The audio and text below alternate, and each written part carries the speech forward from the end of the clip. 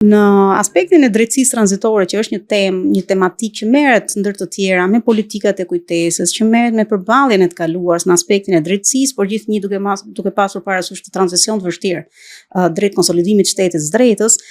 në aspektin e drejtësisë tranzitore,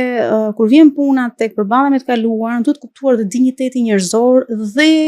ta them me fjalë të thjeshta, njeriu mund të ndrojë mendje. Pra, edhe këto kapërcimet, katapultimet, nga një palë në një palë janë pjesë edhe pragmaticitetit të themi politik, por në momentin që këto katapultime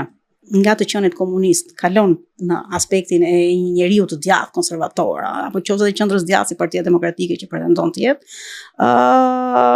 janë dhe për llogaritje të mirëfillta,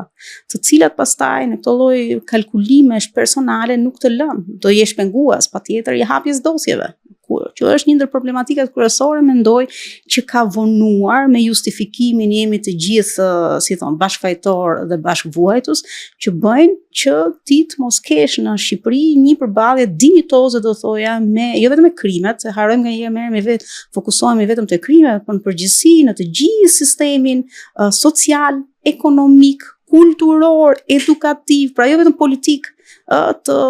komunizmit. Çfarë ka qenë komunizmi, çfarë ka penguar komunizmi dhe jo vetëm në aspektin pra tash edhe një herë të krimeve të persekutimit, po për të kuptuar problematikat e tranzicionit sot ne duhet të kuptojmë komunizmin dhe këtë komunizëm nuk na e kanë lënë për ta kuptuar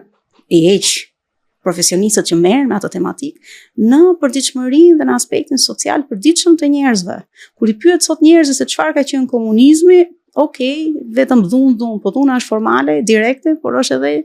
jo direkte. Pra janë këto persona, janë këto lloj faktorësh, do thoja, dhe jo vetëm personal, faktorë të cilët bëjnë që ne sot kemi shumë çalime kur vjen puna tek shteti i së drejtës.